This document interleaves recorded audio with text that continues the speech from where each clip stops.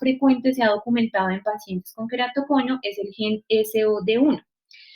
Aparte de estas como mutaciones ya documentadas, hay otro tipo de evidencias que nos van a respaldar la base genética del queratocono, como por ejemplo la prevalencia de queratocono en familiares de primer grado puede llegar a ser más o menos hasta el 20.5%, y se han documentado muchos síndromes genéticos asociados, como síndrome de Down, síndrome de Marfan, osteogénesis imperfecta, síndrome de Ehlers-Danlos, síndrome de Apert y amaurosis congénita de Leber.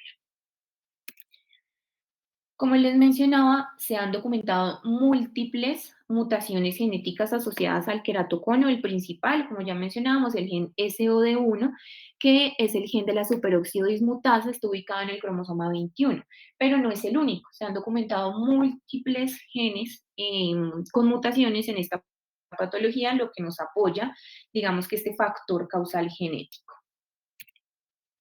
En cuanto a los factores ambientales, se cree que más o menos el 40% de los niños con queratocono se ven afectados por alergias sistémicas, o sea, como componentes ambientales de alergenos que nos van a provocar alergias tanto oculares como sistémicas. La queratoconjuntivitis primaveral es la alergia ocular que más frecuentemente se ha visto asociada al queratocono pediátrico. Entonces, digamos, este mecanismo por el cual todos estos mecanismos alérgicos se producen es como un poco complejo y se cree que se debe a la exposición pues a un alergeno que nos va a llevar al frote de los ojos.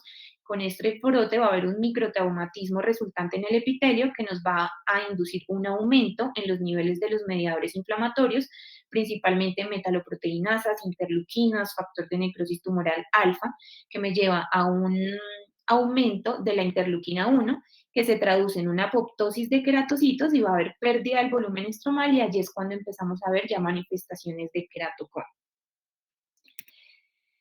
La patogénesis va a implicar, como ya mencionábamos, liberación de alergenos específicos pues, en el cuerpo a través principalmente de la conjuntiva que van a reaccionar con inmunoglobulinas, puntualmente la inmunoglobulina E, que es específica de mastocitos y basófilos, y con los mediadores vasoactivos liberados como histaminas, proteasas, y parece que esto induce el desarrollo y la progresión del queratocono, y se ha demostrado que frotarse los ojos aumenta como la concentración de metaloproteinasas no solamente en la córnea, sino en la lágrima, y esto tiene también un papel importante en la actividad apoptótica de los queratocitos. El papel de la inflamación, entonces, como ya mencionábamos, se han observado niveles elevados de múltiples factores proinflamatorios, interleuquinas, factores de crecimiento, y hay una regulación positiva de citoquinas y proteasas. Se ha documentado adicionalmente por técnicas de ELISA que en las lágrimas de los pacientes con queratoconos también hay biomarcadores proinflamatorios, principalmente interleuquinas. Entonces, todo esto nos sigue apoyando que sí hay un papel inflamatorio en esta patología. Acá, en esta tabla, podemos observar pues, muchos de los biomarcadores que se han documentado, tanto en lágrima como en las capas de la córnea. Entonces, veíamos interleuquinas, factor de necrosis tumoral alfa, metaloproteinasas de diferentes tipos. Algunos van a estar aumentados en menor proporción, algunos van a estar disminuidos, y esto es lo que nos genera como esta disregulación en todos estos factores proinflamatorios que se han documentado en el queratocono. El papel de las enzimas, entonces principalmente las metaloproteinasas, las metaloproteinasas son gelatinasas que son responsables de la degradación de las fibras de colágeno, y se ha observado una regulación positiva de muchas de las metaloproteinasas que me van a causar una degradación de la fibronectina, de glicoproteína de membrana y del colágeno tipo 1 y 2, es decir, pues principalmente me va a afectar las fibrillas de colágeno estromales de la córnea. Se ha documentado también la enzima LOX, que es la lisiloxidasa, que pertenece a la familia de las aminoxidasas, y se documenta que cuando hay una menor expresión de esta enzima, hay una pérdida de cohesión entre las fibrillas de colágeno, o sea, estas fibrillas van a estar como menos adheridas y me va a llevar a una ectasia corneal. El estrés oxidativo, entonces van a haber como muchas antioxidantes que van a proteger normalmente los tejidos oculares contra el daño de este estrés oxidativo. dentro de los que se encuentran pues principalmente antioxidantes como enzima superóxido dismutasa, ácido ascórbico, ferritina, glutatión, y todo esto se ha logrado como empezar a relacionar un poco con el queratocono. Hay un índice de estrés oxidativo que se cree que puede ser un indicador de la progresión de queratocono. Entonces, cuando tenemos estrés oxidativo, o sea, que va a haber a formarse como radicales libres, se deben empezar a eliminar en la misma proporción estos radicales libres. Si hay un desequilibrio entre esta formación de radicales libres y su eliminación, va a haber pues un acúmulo de estos radicales que me va a llevar a una destrucción de los tejidos. Se cree que principalmente la interleuquina 1 se libera en las lágrimas después del frote de ojos, que también me va a inhibir la síntesis de la superóxido dismutasa, que veíamos que es uno de los principales antioxidantes en los tejidos oculares. Y por último, el papel de las hormonas. Entonces, han habido como varias hipótesis que me apoyan dentro de esta fisiopatología el papel de las hormonas sexuales y tiroideas. Aquí vamos a ver algunas hipótesis pues que no aplicarían propiamente a los niños, pero pues que nos, digamos que nos siguen apoyando un poco es el papel de las hormonas en la patogenia de esta enfermedad. Entonces, principalmente mencionan como adolescentes con queratocono debido a cambios hormonales que hay pues normalmente en esta etapa de la vida. Se cree que la histéresis corneal disminuye durante las etapas de los ciclos menstruales.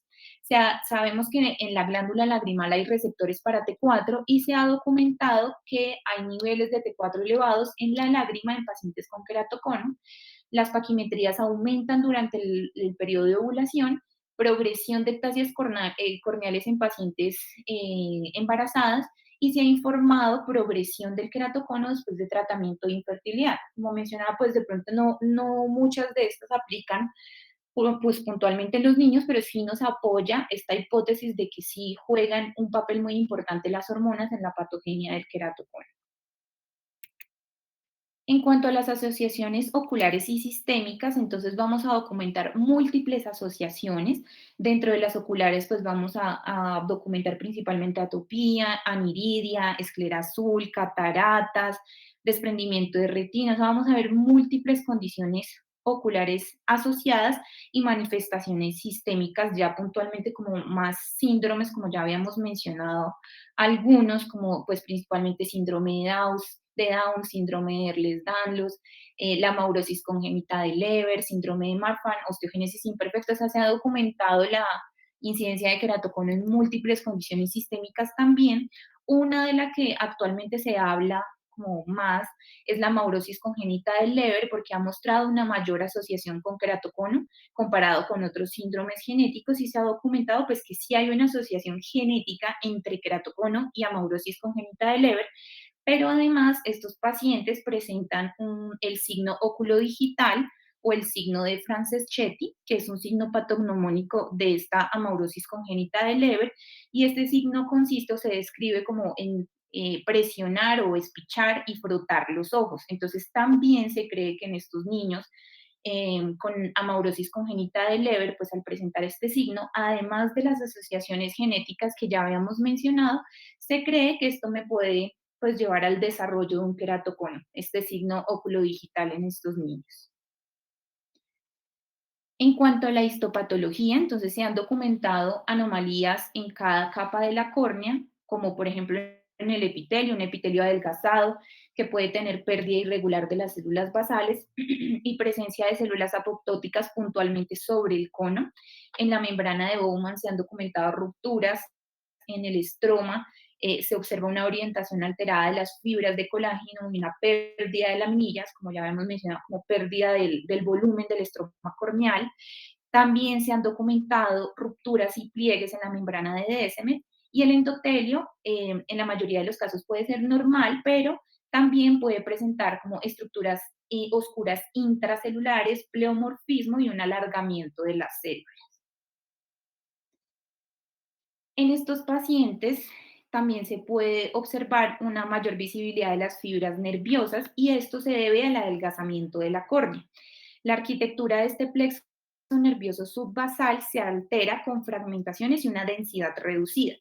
se documenta un engrosamiento de estas fibras nerviosas y esto se cree que se debe porque hay una como una envoltura de queratocitos, o sea, como que los queratocitos forman, pues de pronto no es el término, pero como una vaina, como para entender cómo los rodean alrededor, pues se sitúan alrededor del nervio, que me va a generar ese engrosamiento, que pues es un hallazgo característico en estos pacientes.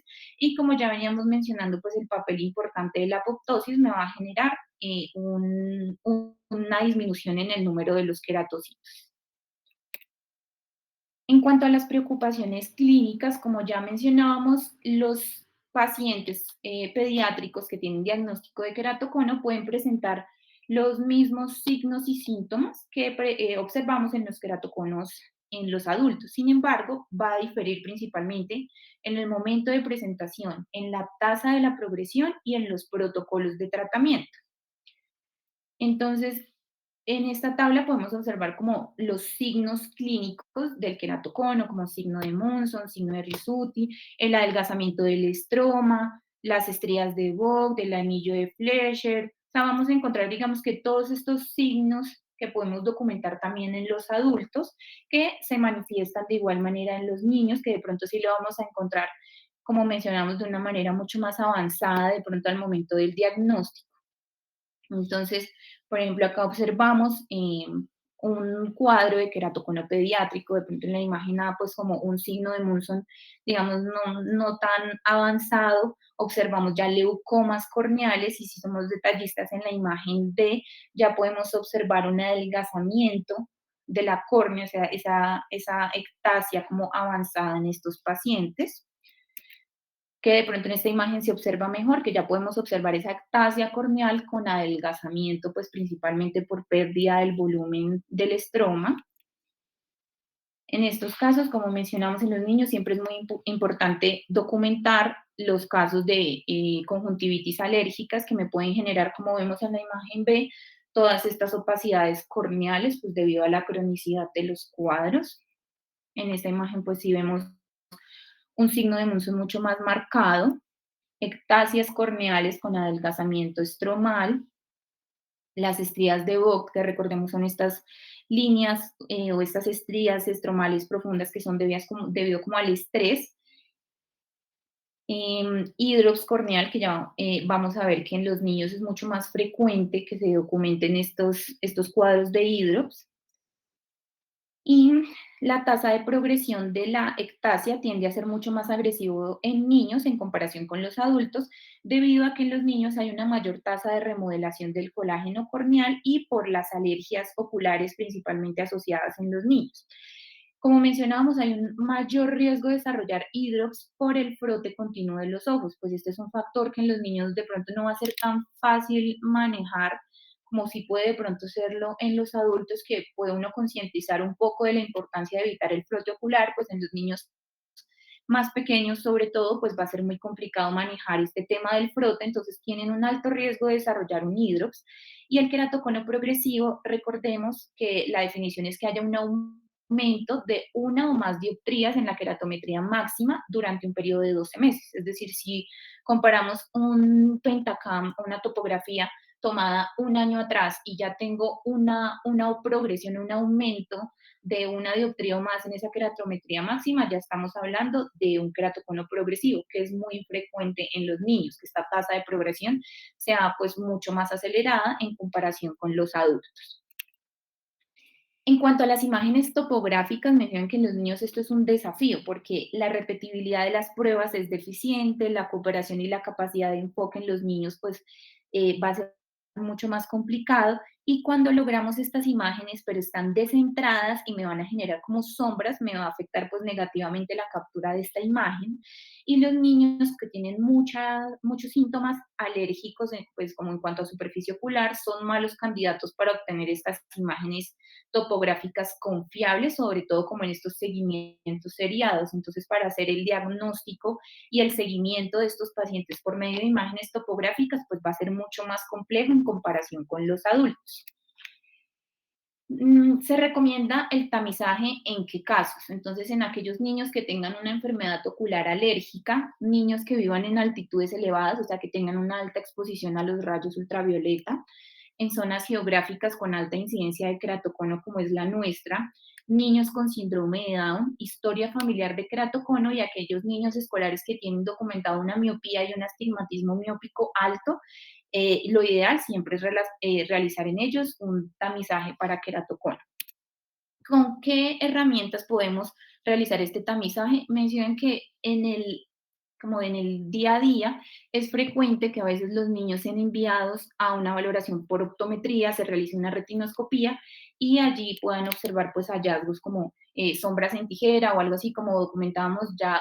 En estos pacientes es frecuente como realizar el diagnóstico en etapas avanzadas, entonces que en muchos de los casos se puede realizar detección por medio de retinoscopía, por topografía corneal, tomografía corneal, por aberrómetros de frente de onda y con hora. Sin embargo, pues en nuestro entorno, que es lo que pues vamos a tener de pronto un poco más al alcance, simplemente pues realizar un tamizaje con una topografía corneal. Esta tabla nos muestra como las diferencias entre el queratocono pediátrico y el queratocono del adulto. Entonces, el diagnóstico del queratocono pediátrico va a ser más tardío, o sea, lo vamos a encontrar ya en etapas mucho más avanzadas, de pronto a la escasez de síntomas que pueden presentar los niños. Y el queratocono en la edad adulta, pues se presenta mucho antes que el queratocono pediátrico.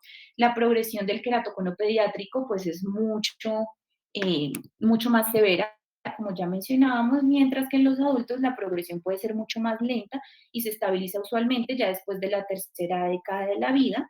Los pacientes con queratocono pediátrico normalmente se encuentra asociado a enfermedades sistémicas y oculares. Y en los adultos, pues también se pueden encontrar estas asociaciones sistémicas oculares, pero pues con una incidencia mucho menor en comparación con los niños. En los niños se asocia generalmente, como mencionábamos, es muy importante el tema de atopía en superficie ocular. Y en los adultos, pues también se puede documentar, pero se cree que en los adultos también está relacionado como más con un tema hormonal. Y el queratocono pediátrico, pues tiene mucho más, o un peor pronóstico en comparación con el queratocono en los adultos. En cuanto a los protocolos de manejo, el manejo del queratocono pediátrico se va a centrar principalmente en la rehabilitación visual, principalmente con lentes de contacto rígidos, gas permeables en casos un poco más temprano, en lentes de contacto multicurvos en casos moderados y en lentes de contacto corneoesclerales en casos mucho más avanzados. La corrección con gafas en la mayoría de estos pacientes no da los mejores resultados, excepto como en las primeras etapas, debido pues al astigmatismo irregular que presentan estos pacientes y pues al momento de la detección que ya presentan en la mayoría de los casos, queratoconos mucho más severos o mucho más avanzados. El manejo con el crosslinking, entonces recordemos que el objetivo de esta terapia es aumentar la rigidez biomecánica de la córnea y detener la progresión de la lactasia. Entonces, esta es una técnica que utiliza luz ultravioleta y riboflavina, que es el fotosensibilizador, que es la vitamina B12. La riboflavina no es tóxica, es precursora de varias coenzimas y esta es la que nos va a ayudar a aumentar la absorción de los rayos ultravioleta puntualmente pues en el estroma corneal. Esto lo que me va a generar es un aumento en la reticulación entre los proteoglicanos y las fibrillas de colágeno. Y se ha documentado histopatológicamente que hay un aumento en el diámetro de las fibras de colágeno después de la realización del crosslink. En esta tabla podemos observar los múltiples protocolos que hay actualmente para la realización del crosslinking. Entonces hablamos como un protocolo estándar que si recordamos, pues el protocolo original se basó en la eliminación del epitelio seguida de la aplicación de la riboflavina y luego la aplicación de luz ultravioleta de manera como secuencial. Entonces en el protocolo estándar se realiza durante 30 minutos cada 2 minutos. Sin embargo, actualmente se están utilizando protocolos acelerados, que son los protocolos como EPI-OFF y EPI-ON, que se pueden realizar hasta por 10 minutos, igual con aplicación cada 2 minutos, pero por tiempos mucho más cortos. Hay técnicas transepiteliales, hipotónicas, que como mencionamos, pues ya hay múltiples protocolos que se están utilizando actualmente. Se cree que la estabilización a largo plazo del queratocono con el procedimiento EPI-OFF, o sea, todas estas técnicas aceleradas, están bien documentadas tanto en queratoconos en adultos como en niños. Sin embargo, este método como alternativo para poder lograr el mismo resultado sin la eliminación del epitelio, que es la técnica EPION, ha tenido ciertas ventajas y ciertas desventajas. No eliminar el epitelio, pues nos va a ayudar a que haya una reducción pues notoria en el dolor posoperatorio y también una reducción en el riesgo de infección. Pero ¿qué desventajas trae? Es que el epitelio se cree que pues nos va a restringir la entrada de las sustancias, pues puntualmente en este caso de la riboflavina, al estroma. Entonces, pues la concentración que llega al estroma no va a ser la misma si, comparando cuando tengo o no tengo epitelio. En este estudio del entrecruzamiento de colágeno corneal inducido por riboflavina en pacientes pediátricos, fue publicado en el 2002 en la revista Córnea, se quería buscar o su objetivo fue evaluar la estabilidad y la respuesta funcional después del crosslinking. Se incluyeron pacientes menores de 10 años con queratocono progresivo que estuvieron en seguimiento por 36 meses. Se incluyeron 152 participantes. El rango de edad de estos pacientes en los que realizaron crosslinking fue de 10 a 18 años, es decir, el paciente con menor edad en este estudio fue de 10 años. Ellos utilizaron el protocolo acelerado de EPIOF y documentaron que sí hay una mejoría de la agudeza visual y hay una mejoría significativa de los resultados topográficos, principalmente en términos de queratometrías e índices de asimetrías. Entonces, como veíamos, hay una gran cantidad de protocolos y pues opciones como para poder realizar este crosslinking. Según se informa, pues como con toda esta evidencia que tenemos actualmente, esta reticulación de colágeno tiene éxito en niños, pero faltan dar datos como a largo plazo. Si vemos, son estudios también como con una población muy pequeña, entonces nos falta establecer también como seguridad y eficacia de todos estos protocolos actuales. Sin embargo, el consenso actual es que, como ya hemos venido diciendo, este queratocono progresa mucho más rápido en los niños y se debería poder brindar esta opción de tratamiento tan pronto como se haga el diagnóstico de queratocono en un niño. En cuanto a las intervenciones quirúrgicas, igual estas los vamos a guardar para los casos en los que no sea posible el uso de lentes de contacto y en casos de ectasias pues ya mucho más avanzadas. Los anillos intraestromales, actualmente hay muy pocos estudios que hayan informado el uso de estos anillos intraestromales para el queratocono pediátrico. Sin embargo, pues se cree pues que igual el implante de estos anillos es segura y eficaz en niños, pero no parece ser como la técnica como preferida en los casos de queratoconos pediátricos por, como ya veníamos mencionando, como la naturaleza mucho más agresiva de la enfermedad. Lo que mencionamos también como no podemos evitar en la mayoría de los niños el frote de los ojos, por ende vamos a tener un mayor riesgo de extrusión del implante. Este estudio de la seguridad y la eficacia de la implantación de anillos intraestromales y con posterior crosslinking en queratocono pediátrico, un estudio publicado en el 2017 en el American Journal of Ophthalmology. Este estudio quería evaluar la seguridad y el resultado visual de la implantación de anillos más crosslink. Tuvo 12 participantes. Aquí vemos que varía un poco también el rango de edad. Se documentaron participantes de 9 a 14 años, es decir, el niño más pequeño de este estudio tenía 9 años, que eso es algo que tampoco está muy bien establecido a partir de qué edad puedo yo empezar a realizar como el crosslinking puntualmente en los niños. Este estudio mostró que sí hubo una mejoría en la agudeza visual mejor corregida a los 6 meses de seguimiento, disminuyó la queratometría y el equivalente esférico, tuvieron valores refractivos estables a los 4 años de seguimiento, no se reportaron complicaciones, pero sí tuvo que retirarse un segmento de un anillo a los 2 años porque este se vascularizó y hubo un adelgazamiento corneal. En cuanto a la queratoplastia, o el queratocono se cree que es la indicación no traumática adquirida más común de la queratoplastia pediátrica. Sin embargo, este tipo de intervención quirúrgica puede ser un desafío en niños, principalmente por la baja rigidez escleral que tienen ellos y por el aumento de la presión positiva del vitrio. ¿Cómo podemos ayudarnos para tratar de tener una queratoplastia como más segura, o sea, como intraoperatoriamente hablando? Es por medio de una anestesia general bien controlada, por una presión intraocular baja, por lo que podríamos apoyarnos de manera preoperatoria con manitol endovenoso, y en los niños siempre se recomienda utilizar el anillo de Fiorin. En estos casos de queratocono pediátrico se prefiere utilizar injertos o botones corneales del mismo tamaño, o sea, que los trépanos de la córnea receptora sean del mismo tamaño a la córnea donante, ¿sí? Que no se utilicen más pequeños los trépanos, o sea, que no haya diferencia en el tamaño de los trépanos en los niños, debido a que los niños tienen, pues en general, como en todo su cuerpo, una cicatrización de heridas mucho más rápida.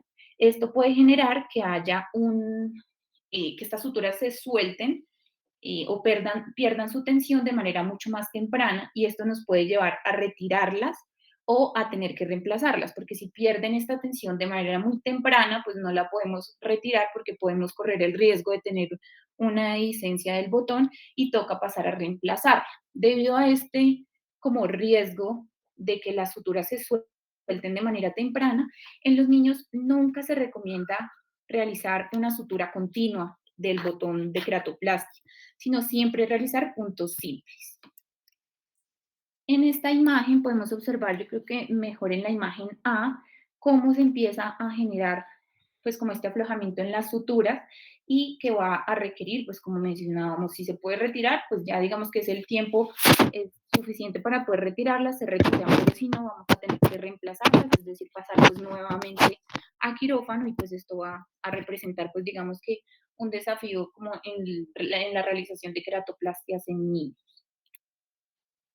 El talc, igual pues que se está utilizando ahora en queratoconos en adultos, es la técnica como preferida, porque se cree que hay una mayor estabilidad estructural y un menor rechazo inmunológico. Esta técnica se puede realizar la trepanación mecánica o con láser de femtosegundos. Sin embargo, pues el mismo desafío técnico es que se vaya a perforar la membrana de Descemet de manera intraoperatoria. Y pues en estos casos también puede ser necesaria la conversión a una querastoplastia penetrante, igual que como ocurre en los adultos.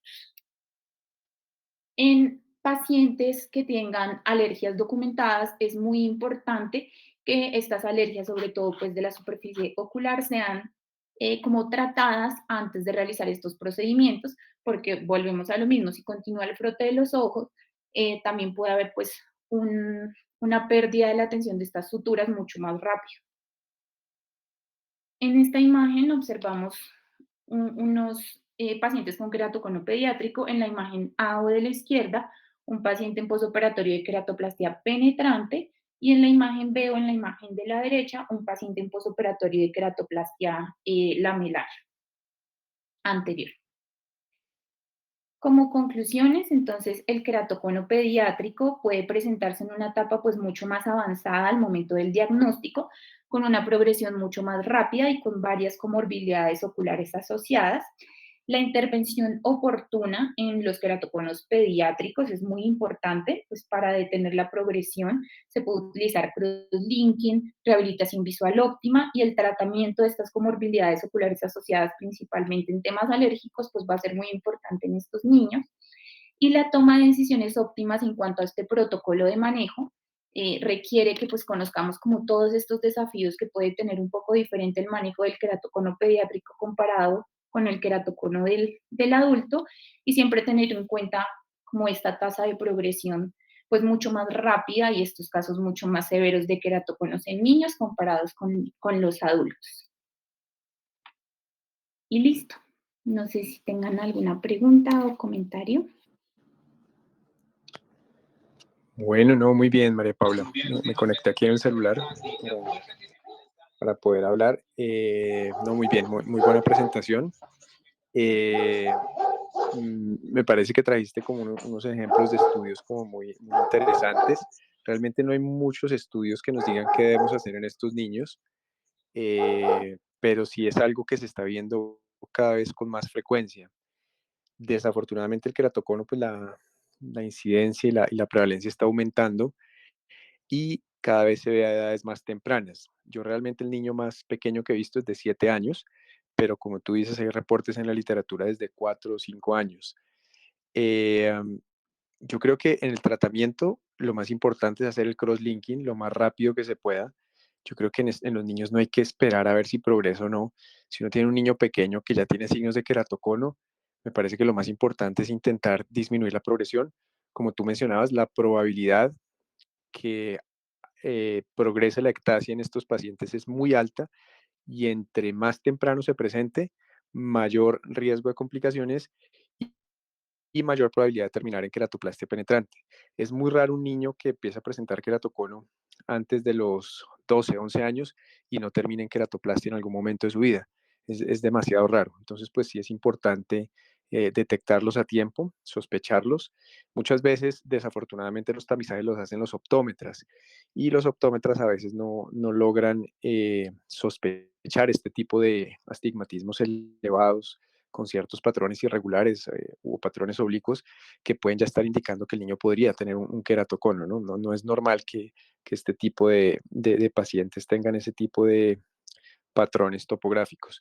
La progresión, digamos que la progresión, evaluar la progresión del queratocono, eso siempre ha sido tema de debate, pero en general algunos parámetros que uno tiene en cuenta es lo que tú mencionabas.